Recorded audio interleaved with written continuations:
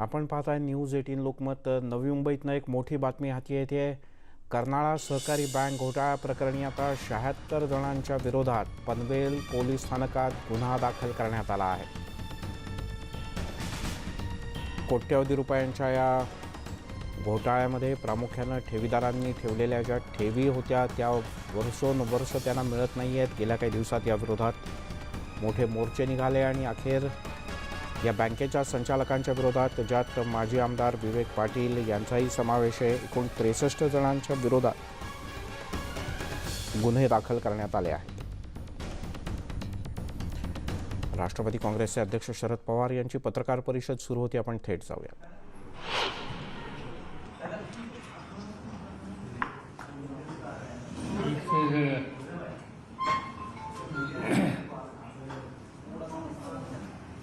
सध्या राज्यामध्ये ज्या प्रश्नाची चर्चा होते, विशेषतः कोरेगाव भीमा एल्गार या सगळ्या संबंधी खरं सांगायचं मी काही माझी मतं यापूर्वी व्यक्त केली। त्याच्यामध्ये एक थोडीशी गुजरात चर्चा आहे। त्याच्यामध्ये एक गोष्ट आहे की कोरेगाव भीमा हा सवन कार्यक्रम एक वेगळा कार्यक्रम आहे आणि ते गेल्या अनेक वर्षापासून त्या एका ठराविक दिवशी फार मोठ्या प्रमाणात लोक कोरेगाव भीमाला जमतात आणि अभिवादन करतात। त्या ठिकाणी जो स्तंभ आहे त्याला विशेषतः डॉक्टर बाबासाहेब आंबेडकर एकदा त्या ठिकाणी जाऊन आले आणि त्यानंतर तिथे जाणाऱ्यांची संख्यासुद्धा वाढली। त्या काळात जे युद्ध झालं त्या युद्धामध्ये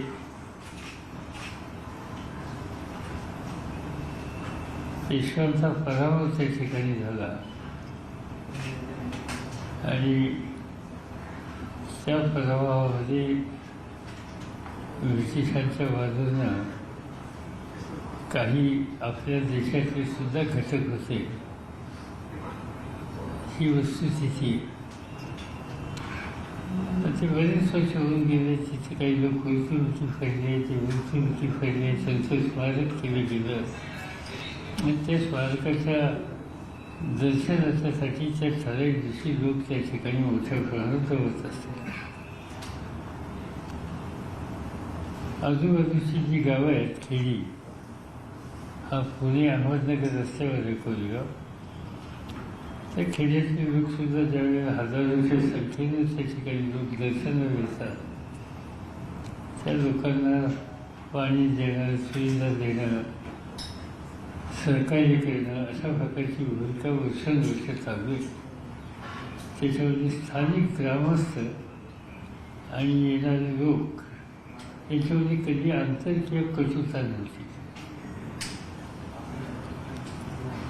हा जो इन्सिडेंट झाला त्याच्या आधी काही दिवस त्या आजूबाजूच्या खेड्यामध्ये संभाजी भिडे आणि अशी एक तक्रार होती की संभाजी भिडे आणि एगोते या लोकांनी त्या भागामध्ये एक वेगळं वातावरण तयार केलं। संभाजी महाराजांची जी समाधी होती त्या समाधीचं रक्षण करणाऱ्या व्यक्तीची जी समाधी होती ती उद्ध्वस्त केली आणि एक वेगळं वातावरण तयार करण्याच्या संबंधीची मोहीमच घेतली आणि त्याचा परिणाम संघर्ष कधीही ज्या ठिकाणी पाहिला नाही त्या ठिकाणी काही प्रमाणात हा संघर्ष झाला। त्याची चौकशी चालू आहे। न्यायमूर्ती पटेल त्यांचं कमिशन नेमलं आहे। त्यामधून काय वस्तुस्थिती आहे जी आज न उद्या बाहेर येईल, त्याच्यानंतर त्याच्यावर भाष्य करणे योग्य आहे। आता त्याच्यावर भाष्य करणे योग्य नाही। एल्गार परिषद ही वेगळी आहे। कोरेगाव भीमा आणि एल्गार परिषद यांचा संबंध नव्हता. एल्गार परिषद कोरेगाव भीमाच्या प्रसंगाच्या आधी काही दिवस झालेली 2-3 दिवस आधी त्या परिषदेमध्ये कोरेगावचे विचाराचे लोकांनी जवळपास 100पेक्षा जास्त संघटना या त्याच्यामध्ये सहभागी झालेल्या होत्या. त्याचं नेतृत्व म्हणजे अध्यक्षपद हे न्यायमूर्ती P.B. सावंत हे करणार होते. परंतु त्या दिवशी त्यांची प्रकृती ते काही प्रश्न आले आणि त्यामुळे ते काही येऊ शकले नाही.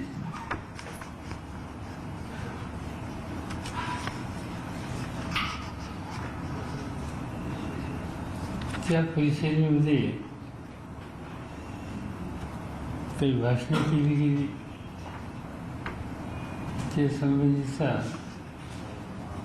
हा जो पोलीसचा रिपोर्ट आहे तो पोलीसचा रिपोर्ट सादर केला गेला. त्याच्यामध्ये त्यांनी सांगितलं की कोण कोण बोललं, काय काय बोललं, कोण कोण हजर होतं वगैरे वगैरे वगैरे. आज जे सगळे प्रश्न निर्माण झाले ते प्रश्न प्रामुख्यानं एल्गार परिषदेच्यावर संबंध नसलेल्या, हजर नसलेल्या लोकांच्यावर खटले बसलेले. त्या ठिकाणी ज्यांच्या खटले बसले गेले त्याच्यामध्ये जे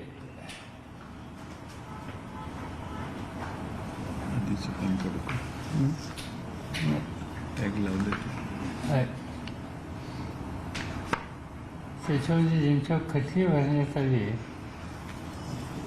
ते बरेचसे लोक असे की जे त्या ठिकाणी हजरच नव्हते. असं उदाहरणार्थ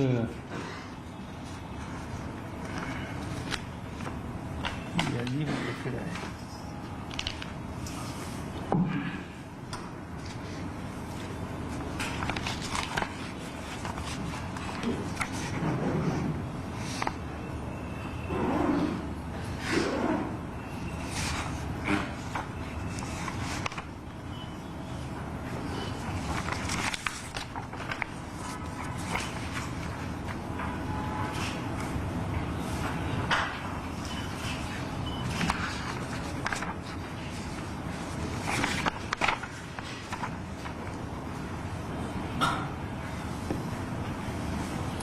एल्गार परिषद जी झाली, मगाशी मी सांगितलं होतं की आंबेडकर आपले P.B. सावंत त्याला प्रिसाईड करणार होते, ते येऊ शकले नाही. आणि त्यांच्या गैरहजेरीमध्ये परिषदेचं अध्यक्षस्थान बाळासाहेब आंबेडकर यांच्याकडे दिलं. B.G. कोळसे होते माजी न्यायमूर्ती, उल्का महाजन होत्या. त्याच्यानंतर आदिवासी या सगळ्या क्षेत्रात काम करणारे अनेक लोक होते. उदाहरणार्थ उमर खालिद होते. त्याच्यानंतर ह्या ज्या वेगवेगळ्या संघटना आहेत, राष्ट्रीय भीम आर्मी, त्याच्यानंतर आंबेडकर स्टुडंट्स असोसिएशन, त्याच्यानंतर राष्ट्रीय सचिव all India Muslim personal law board वगैरे ह्या ज्या विविध संस्था आहेत या संस्थांचे लोक त्या ठिकाणी उपस्थित होते. परंतु जे खटले भरण्यात आले त्याच्यामध्ये सुधीर ढवळे ते उपस्थित होते. पण सुधीर ढवळेंच्या शिवाय बाकीची जी लोकांची यादी आहे ते लोक त्या ठिकाणी हजर नव्हते. त्यांचा त्याच्याशी काही संबंधही नव्हता. असं असताना त्यांच्यावर त्या ठिकाणी आज खटले भरून त्यांना तुरुंगामध्ये टाकलेलं आहे.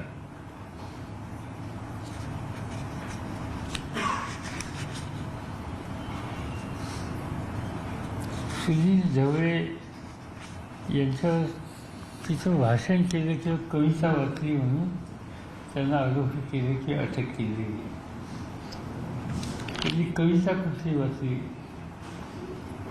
त्यामध्ये नामदेव ढसाळ यांचं गोलपिठा हा काव्यसंग्रह हा प्रसिद्ध काव्यसंग्रह आहे. त्याला महाराष्ट्र सरकारचा पुरस्कार मिळाला आणि त्याच्या कवितेच्या संदर्भात नामदेव ढसाळांना केंद्र सरकारने पद्मश्री दिली.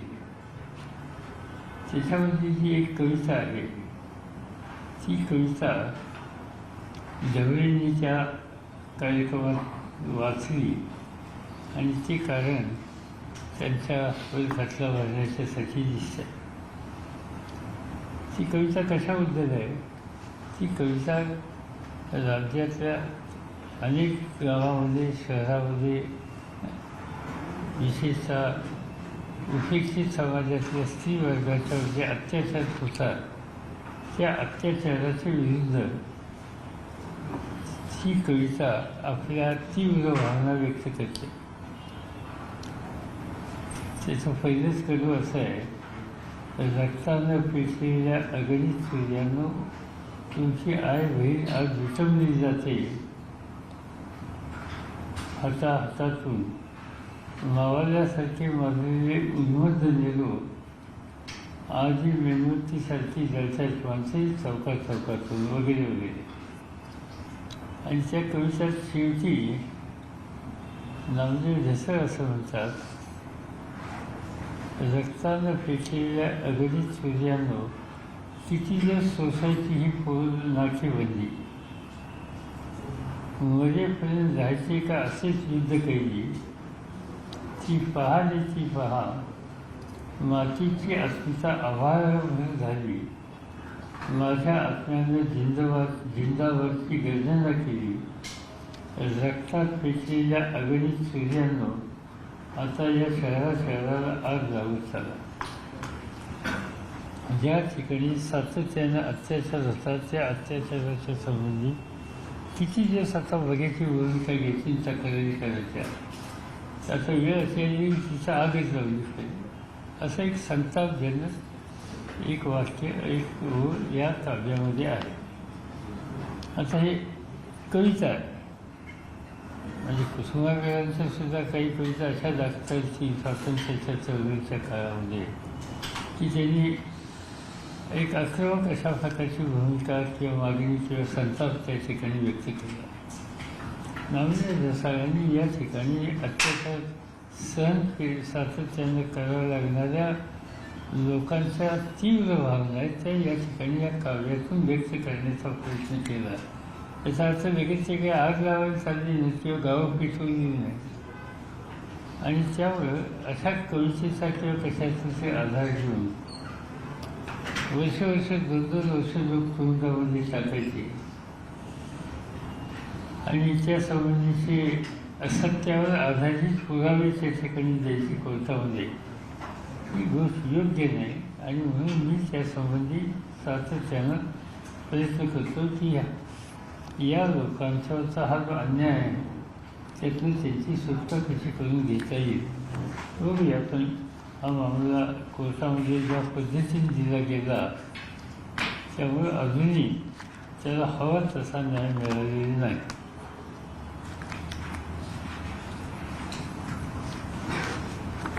आता कोर्टाचं सुद्धा म्हणजे या लोकांना जामीन द्यावा म्हणून प्रयत्न केला गेला.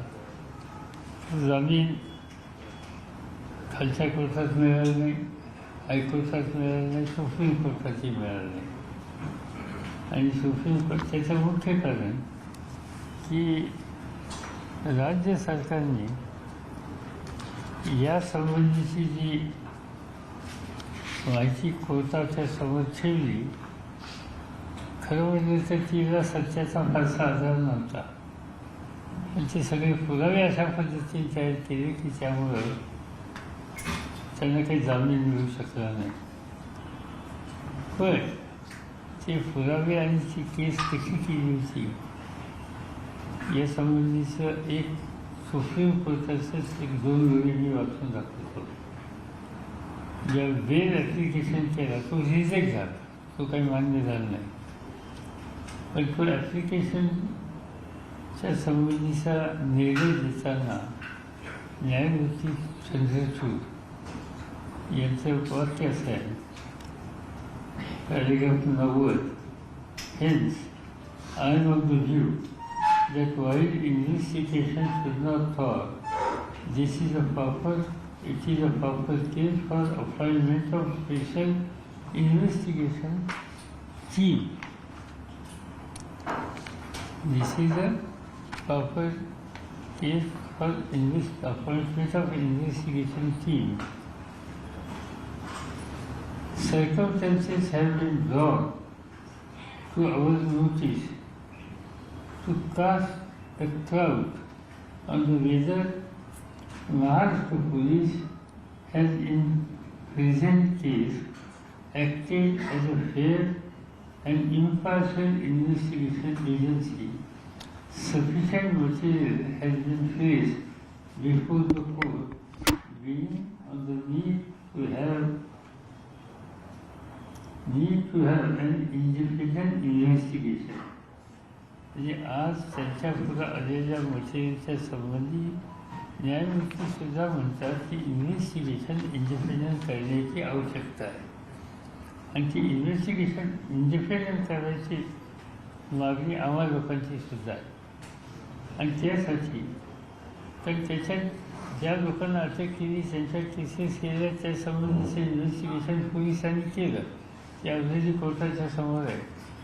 पण आमची तक्रार पोलिसांच्या वर्तनावर आहे आणि पोलिसांचं वर्तन यासंबंधीचं विशेषतः पुणे पोलीस, त्यावेळचे अधिकारी आणि त्याच्या पाठीमागं गव्हर्नमेंटमध्ये जे कोणी लोक असतील त्यांनी त्याचं इन्व्हेस्टिगेशन झालं पाहिजे. आणि ते करण्याच्यासाठी आम्ही मागणी करतो आहे, सतत एक SIT नेमा, रिटायर्ड सुप्रीम कोर्टचे कोणी जज घ्यावे, रिटायर्ड 1-2 पोलीस अधिकारी ते एका दुसरा IAS अधिकारी घ्यावेत, त्याची निवड त्यांनी करावी आणि त्यांनी या संबंध एकंदर इन्व्हेस्टिगेशन त्याच्यानंतर जे काही केलं गेलं, जे काही पुरावे तयार केले गेले, त्याच्यातलं सत्य काय हे लोकांच्या समोर आणायला काळजी घ्यावी. आणि माझी खात्री आहे की हे इंडिपेंडंट इन्व्हेस्टिगेशन जर झालं तर आज ज्या लोकांना तुरुंगात डांबलेलं आहे त्या लोकांच्या संबंधीची सत्यता बाहेर येईल, त्यांच्यावर हा अन्याय झालेला ही गोष्ट स्पष्ट होईल आणि ज्यांनी सत्तेचा गैरवापर करून हे सगळ्या गोष्टी केल्याचे एक्सपोज होतील. आणि म्हणून आज या सगळ्या गोष्टीच्या बद्दलची आम्ही मागणी केली. ज्यावेळी मी राज्य सरकारला पत्र पाठवलं आणि राज्य सरकारने यासंबंधी लक्ष घालायचं ठरवलं, गृहमंत्री आणि उपमुख्यमंत्र्यांनी अधिकाऱ्यांची बैठक बोलवली आणि हा विषय समजून घ्यायचा प्रयत्न केला.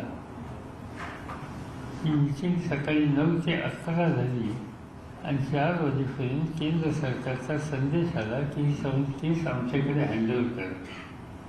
मला काही समजत नाही की केंद्र सरकारने एवढी तत्परता का दाखवली.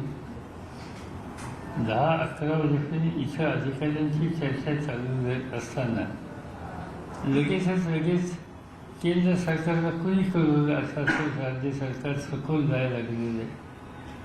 केंद्र सरकारला ही माहिती कोणी दिली? एक अजित पवारांनी दिली असली पाहिजे किंवा अनिल देशमुखांनी दिली असली पाहिजे. आणि ह्या दोघांचं म्हणणं असं की त्यांचे काही ते दिल्लीचे सगळे केंद्रीय गृहमंत्री वगैरे यांच्याशी काही संपर्क नाही आहे आणि त्यामुळं त्यांचा प्रश्न नाही. म्हणजे कोणी अधिकारी होते सिनियर मोस्ट, त्याच्यात कोणी हा उद्योग केला आहे का? कारण ते सवन इन्व्हेस्टिगेशनच्या संबंधीचा रोग पोलिसांनी अधिकाराचा केलेल्या गैरवापराच्या संबंधीचा होता आणि त्यावर ते एक्सपोज झालं तर कदाचित त्यावेळी राज्यकर्ते वगैरे या सगळ्यांचं चित्र हे बाहेर येईल आणि त्यामुळं तातडीनं ही केस महाराष्ट्राच्या हातातून काढून घेतली आणि आता दिल्लीमध्ये NIA ती दिलेली आहे आणि जसे इन्व्हेस्टिगेशन ते आता करतील. या सगळ्यातून एक गोष्ट अशी दिसते की ह्या प्रकरणामध्ये एल्गारमध्ये ज्यांचा संबंध आहे अशा लोकांच्या त्यांना तुरुंगात डांबलं गेलं त्याच्यामध्ये साहित्यिक होते. हां, काही लेफ्टिस्ट आहेत लोक, त्याच्याबद्दल मलाही माहिती आहे. त्याचे काही लोक लेफ्टिस्ट आहेत, त्यांचं काव्य, त्यांचं साहित्य हे आक्रमक आहे. पण साहित्य आणि कार्य म्हणजे काव्य हे आक्रमक असलं तर त्यांना मी लगेच देशद्रोही म्हणणार नाही किंवा राष्ट्राच्या विरोधी काहीतरी कॉन्स्पिरसी अशा प्रकारची भूमिका घेणार नाही. आणि आज या सगळ्या प्रकरणामध्ये त्या पद्धतीची भूमिका घेतलेली आहे असं दिसतं. एल्गार परिषदेमध्ये आणखीन एक मोठी गोष्ट महत्त्वाची आहे की जिथं शपथ घेण्यात आली. शेवटी ही एल्गार परिषद झाल्याच्या नंतर त्याच्यामध्ये शपथ घेण्यात आली आणि त्या शपथेच्या संबंधीचा म्हणजे एकंदर परिषदेचा सगळा जो रिपोर्ट पोलिसने दिला आहे. म्हणजे महाराष्ट्र पोलीस त्या ठिकाणी जे कोणी पोलीस अधिकारी होते त्यांनी जो अहवाल सादर केला, वरिष्ठ पोलीस निरीक्षक police station Pune, Vishrambag police station Pune असं आहे. तर त्याच्यात त्यांनी सगळं कोणाकोणाची भाषणं काय काय झाली वगैरे सगळं दिली एल्गार परिषदेमध्ये. आणि भाषणं झाल्याच्या नंतर या परिषदेच्या लोकांनी उभं राहून एक शपथ घेतली. शपथ काय? प्रतिज्ञा. आज भीमा कोरेगाव शौर्य दिनाच्या 20 शताब्दी निमित्तानं मी ही प्रतिज्ञा घेत आहे की मी देशाच्या संविधानाचं आणि लोकशाहीचं संरक्षण करेल. हे करीत असताना मी स्वतःला कोणत्याही परिस्थितीत आर्थिक व वैचारिकरित्या विकणार नाही आणि मी संविधानाच्या विरोध असणाऱ्या कोणत्याही संघटनेला मदत करणार नाही. संविधान विरोधी RSS होणे भारतीय जनता पार्टी यांना मी यापुढे कधी मत देणार नाही.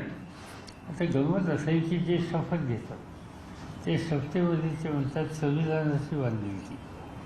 ते त्याच्यामध्ये असं सांगतात की आम्ही कुठेही कायदा हातामध्ये घेणार नाही.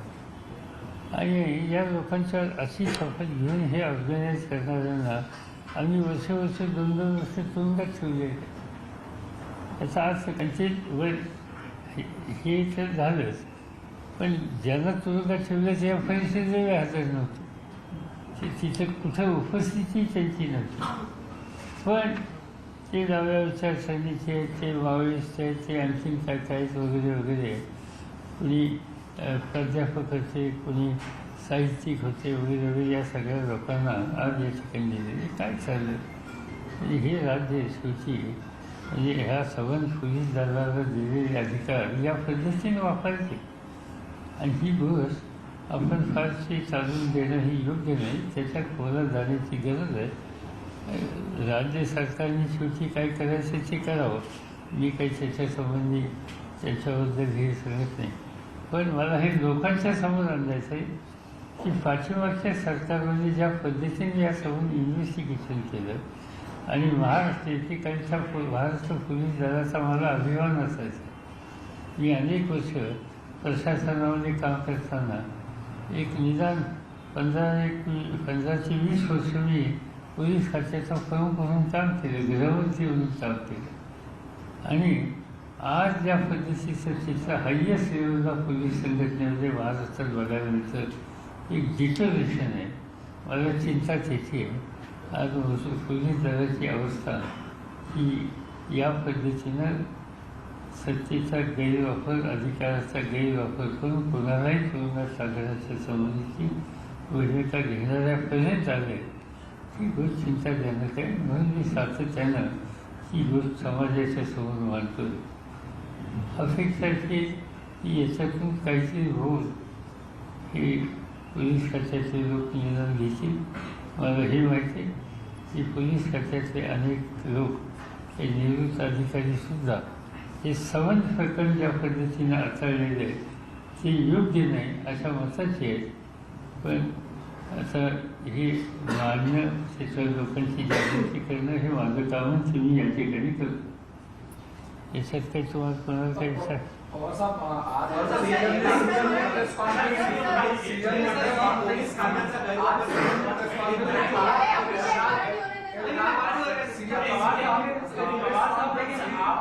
उन्होंने कहा कि आपने पहले ही कहा था इस मामले में, लेकिन फिर भी सरकार ने जल्दबाजी में नाइयों को सौंप क्यों दिया? आपने तो पद नहीं कहा। असं एकाने असे काही एकाने बोललं तर बरं होईल. सर फक्त एवढं सांगू शकाल की तुम्ही सतत म्हणताय की एसआयटी चौकशी झाली पाहिजे, पण इकडे दुसरीकडे एका प्रकरणी मुख्यमंत्र्यांनी जे मत होतं गृहमंत्र्यांचं ते ओव्हररूल करत हा तपास दिलेला आहे एनआयए. मग आता काय होणार आहे तुमचं, तुम्हाला काय वाटतं? असं आहे की त्यांच्याकडे दिलेला आहे तो केंद्र सरकारचा अधिकार आहे. केंद्र सरकारने ती भूमिका घेतल्याच्या नंतर राज्य सरकारला मान्यता देण्याचा पर्याय नाही सरकार आहे. पण त्या संबंधीचा जो कायदा आहे त्या कायद्यामध्ये राज्य सरकारला सुद्धा चौकशी करता येते अशा प्रकारची तरतूद आहे. आणि त्या तरतुदीनुसार माझं म्हणणं की त्याच्यात ते कोरेगाव भीमा प्रकरण वगैरे याची चौकशीची माझी मागणी नाही. माझी मागणी एल्गार परिषदेमध्ये पोलीस दलानं ज्या पद्धतीनं माझ्या मते सत्तेचा गैरवापर केला त्याची चौकशी त्या ठिकाणी झाली पाहिजे. आणि त्यासाठी आता हा जो नॅशनल इन्व्हेस्टिगेशन एजन्सी ॲक्ट जो आहे त्याच्या कलम 10मध्ये एक तरतूद आहे.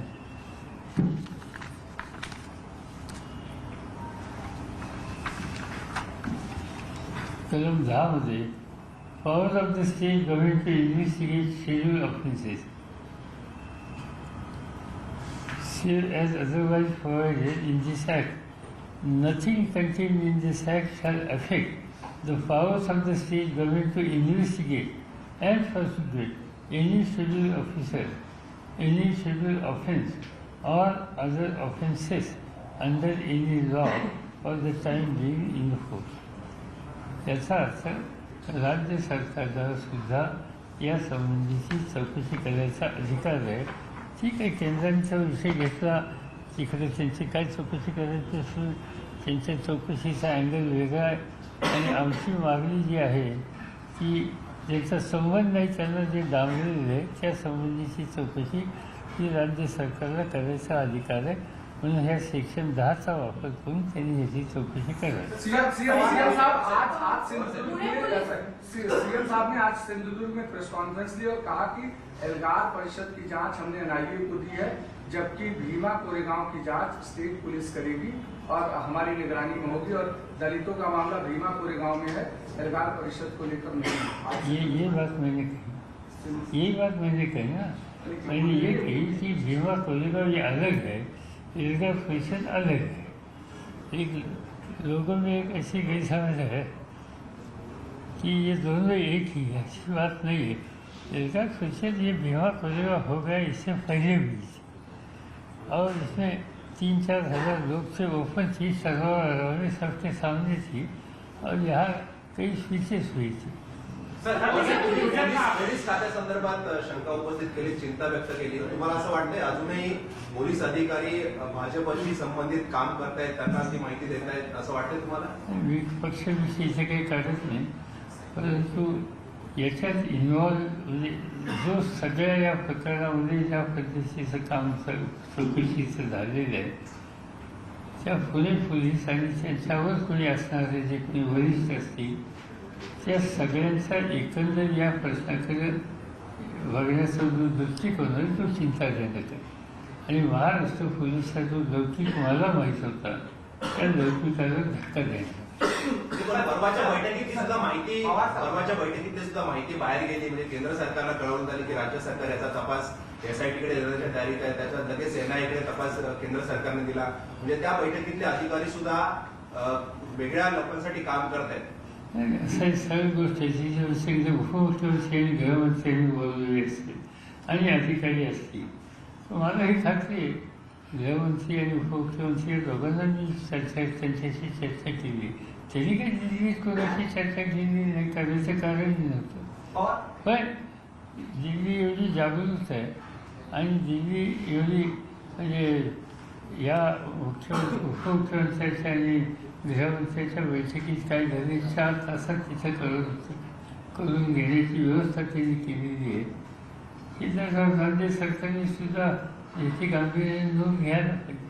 भाजपच्या नेत्यांचं म्हणणं असं आहे और सवाल ये कि राज्य सरकार के अधिकार में केंद्र हस्तक्षेप कर रहा है, इस येलगार केस से सामने आ गया, ऐसा नहीं? मैंने ये कहा कि केंद्र सरकार को NIA अपॉइंट करने का, इन्वेस्टिगेट करने का अधिकार है. कोशिश करे सर, कोशिश करने का टकराव की तरफ बढ़ रहा है केंद्र और राज्य में, क्योंकि नहीं, यह तकरार वगैरह कुछ नहीं. केंद्र उनको इन्वेस्टिगेट करना है, उनको अधिकार है, वो करेगी. स्टेट गवर्नमेंट को भी अधिकार है, अभी तक स्टेट गवर्नमेंट ने तय नहीं किया.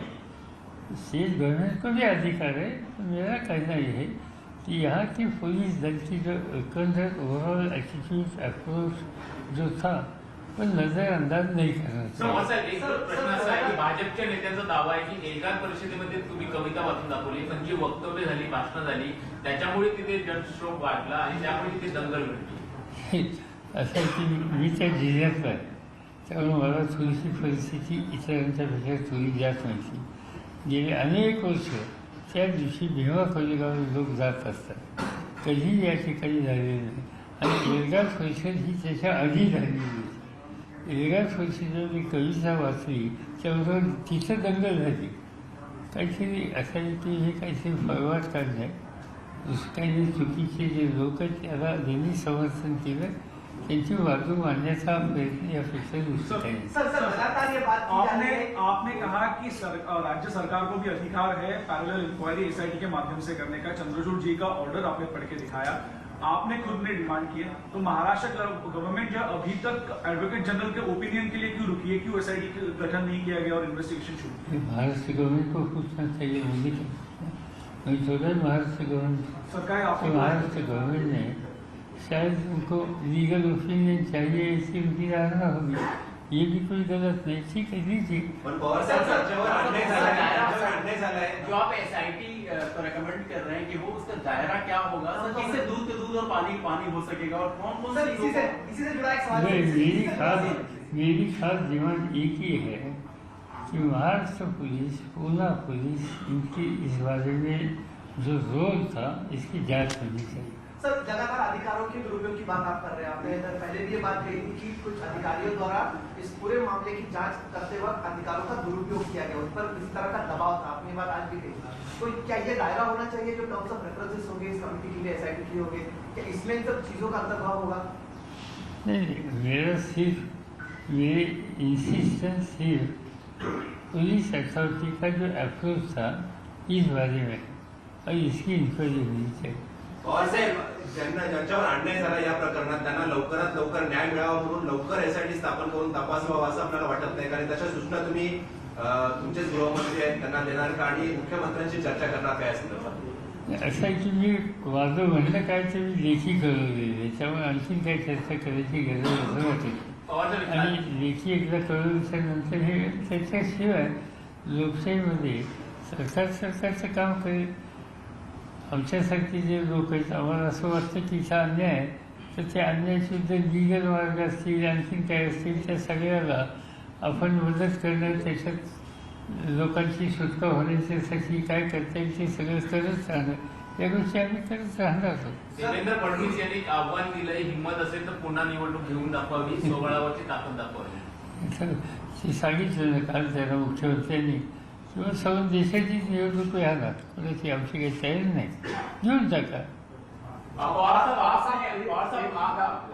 आप जो सिटीजनशिप जो लॉ है उसको और NPR दोनों को लेकर एतराज होता है, लेकिन मुख्यमंत्री जी उद्धव साहब कह रहे हैं कि इन दोनों में कोई एतराज की बात नहीं है. कैसे आप मना पाएंगे अपनी सरकार को? ठीक है, जो उनका कुछ व्यू है, उनका वो अधिकार है अपना व्यू रखने के लिए. जहाँ तक NCP की बात है, NCP ने पार्लियामेंट में ये जो बातें सामने आई इसके खिलाफ हमने वोटिंग किया है, हमने अपोज किया है. यहाँ कोalition गवर्नमेंट है, सब इशू पर बिल्कुल 100% यूनानिमिटी होती है ऐसे कुछ नहीं. कुछ इशू तक यहाँ भी यूनानिमिटी अच्छी बात है, जहाँ नहीं और हम बातें करेंगे, कोशिश करेंगे, डायलॉग कंटिन्यू करेंगे। साहब एक किताब राकेश मारिया की आई है जो आज सारे पेपर्स में है, उसमें कहा गया है कि दो चीजें, एक तो 26/11 हमले के समय में जितने भी आतंकी आए थे उनको हाथ में रक्षा बांधा गया था, उनके फर्जी आईडी कार्ड हिंदुत्व के नाम पे दिए गए थे ताकि इसको मोटिवेट किया जा सके कि हिंदू आतंकवाद है। और दूसरा उन्होंने कहा कि जिस तरीके से ये जांच हुई थी इसकी पीटर मुखर्जी की, उसमें भी कहीं न कहीं सरकार का रोल गलत था। दोनों मुझे पढ़ा नहीं, किताब पढ़ने के बाद ही मुझे इसकी कॉपी राकेश ने आकर घर में दे दी और इतनी बड़ी कॉपी कि रातों रात वो पढ़ने के लिए मुझे समय नहीं था। ये शांति से पढ़ूंगा। सर, आपने जिन अरेस्ट को लेकर कहा है कि एल्गार परिषद केस में जो अरेस्ट हुए गलत हो सकते हैं, उस अरेस्ट को लेकर सरकार उस समय की पुलिस का दावा था कि प्रधानमंत्री को मारने की साजिश रची गई, तो आपको क्या लगता है ये भी दावा फर्जी था? यह हास्यास्पद बात थी, जस्ट लाफिंग। सरकार के दबाव में बनाया गया सर ये प्रधानमंत्री?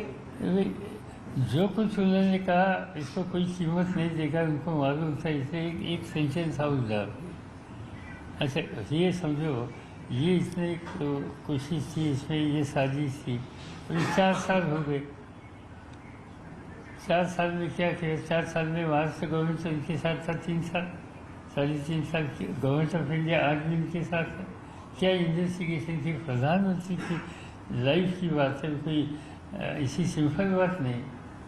और इसलिए इस बारे में जिनके हाथ में सभी देश की जनता की रक्षा करने का अधिकार है, इसमें प्रधानमंत्री तो सुप्रीम है, तो इनके बारे में इस तरह की चिंता महाराष्ट्र पुलिस को है, तो कुछ ना कुछ इसमें ध्यान देने की आवश्यकता थी। भारत सरकार ने भी, महाराष्ट्र सरकार ने। और जिसने ये सेंटेंस डाला उन्होंने आज तक इस बारे में क्या सबूत सामने लाया तो दिखाना चाहिए।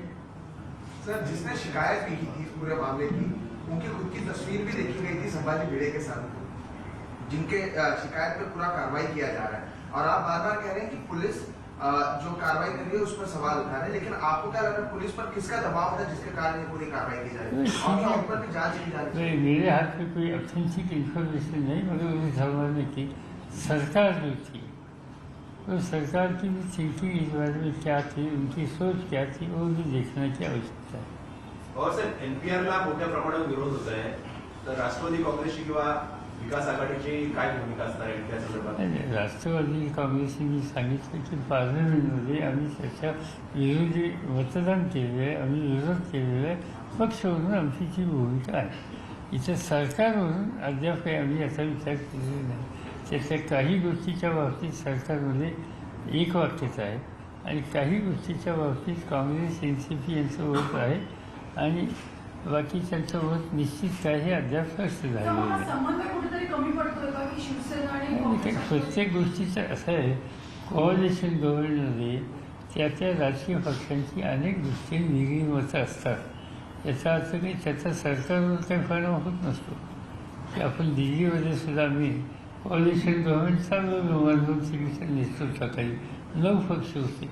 याचा अर्थ काही सगळेच आमच्या पाठिंबा देणारे CPM होते। आता CPMच्या आमच्या अनेक गोष्टीवर मतावर भिन्नता आहे विचाराची, वैचारिकदृष्ट्या, पण मिनिमम कॉमन प्रोग्रामवर आम्ही एकत्र येऊन काम करू शकतो, हे आम्ही दिल्लीला दाखवलं, तेच या ठिकाणी। और सब कुछ अंतर्राष्ट्रीय इशू पर भी अभी US के प्रेसिडेंट ट्रंप आ रहे हैं, लेकिन महाराष्ट्र में कोई उनकी यात्रा नहीं है। मोदी जी अहमदाबाद बुला रहे हैं, दिल्ली में रहेंगे, आगरा जाएंगे। किस तरह की आप इंटरनेशनल इश्यूज में देखते रहते हैं, किस तरह से?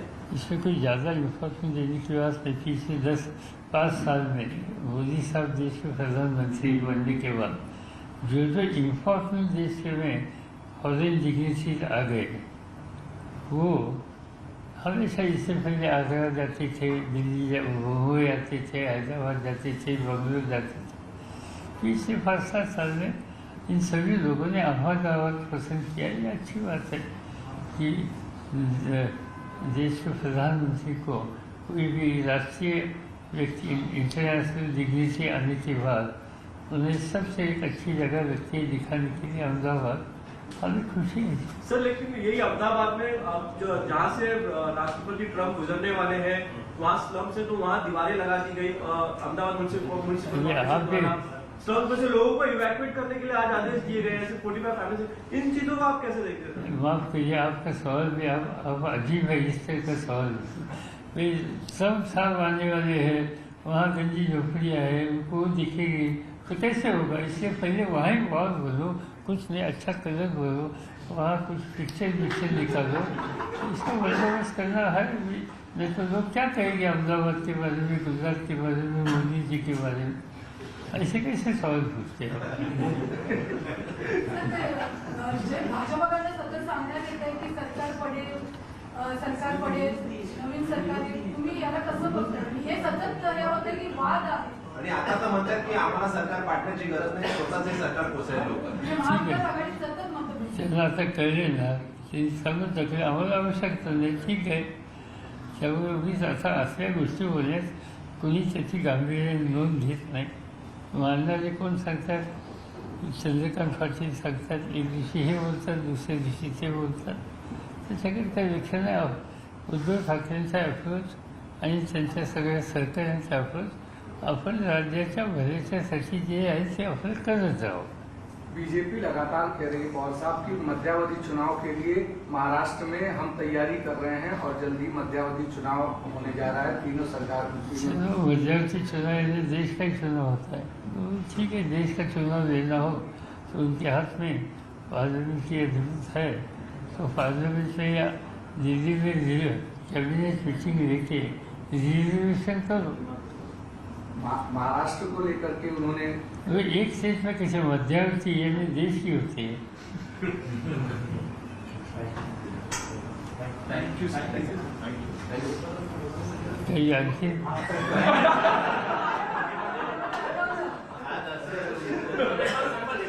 डिमांड जो आपका एल्गार परिषद की डिमांड ऊपर बताइए। राज्यसभेची राज्यसभेचं काय 7 जागा रिक्त झालेल्या आहेत. राज्यसभेच्या 7 जागा आता राज्यसभेचा म्हणजे आम्ही तुम्ही काही चर्चा केली नसेल ना अजून नाही, कारण याच्यामध्ये काँग्रेस, राष्ट्रवादी आणि शिवसेना तिघांच्या नेत्यांना एकत्र बसून निकाल घ्यावा लागेल. आम्हाला असं वाटतं की आमची प्रत्येकाची एक जागा स्वतःच्या शक्ती येईल, त्याशिवाय काँग्रेस, राष्ट्रवादी आणि शिवसेना यांच्याकडच्या ॲडिशनल मतावर आणखीन एक जागा येऊ शकते. त्याची चर्चा आमचे पक्षाचे अध्यक्ष, त्याच्यानंतर शिवसेनेचे प्रमुख आणि काँग्रेस पक्षाचे अध्यक्ष एकत्र बसून करतील. काल तुम्ही बैठक देखील घेतली सगळ्या मंत्र्यांची, अर्थसंकल्पीय अधिवेशन पण येते राज्याचं. काय तुम्ही विशेषतः मंत्र्यांना सूचना दिलेल्या आहेत? असे की जे बऱ्याच गोष्टी मी वाचल्या, माझ्या ज्ञानात भर टाकली, मी आभारी. पण आम्ही साधारणतः नेहमी चर्चा करतो पक्ष संघटनेच्या संदर्भात. त्याच्या जिल्ह्यातले काही प्रश्न असतात, ज्याच्या लोकांच्या काही अपेक्षा आहेत आणि त्याच्यात आम्ही अधिक काम करायची गरज आहे आणि आमचे सहकारी काम करत असतात. त्याचा प्रोग्रेस कुठपर्यंत आला आहे वगैरे या सगळ्या गोष्टीची आम्ही ही चर्चा करतो. यापेक्षा वेगळं प्रत्येकाने त्यांच्या खात्यात काय चाललं वगैरे हे काय आम्ही पाहतो वगैरे ही पक्षीय बैठक होती. सर, नाना रिफायनरी संदर्भात शिवसेनेची भूमिका कुठेतरी वेगळी होती का? कारण की सामनामध्ये नानाच्या रिफायनरीचा चांगल्या प्रकारची जाहिरात झाली. ती नक्की झाली असं अजून मला वाटत नाही. नक्की झाली असेल तर कॉमेंट करण्याचं असं आहे. अजून तर काही मला फरक दिसत नाही. माझ्या वाचनात असं आलं की ते नानाच्या संदर्भातले जे लोक आहेत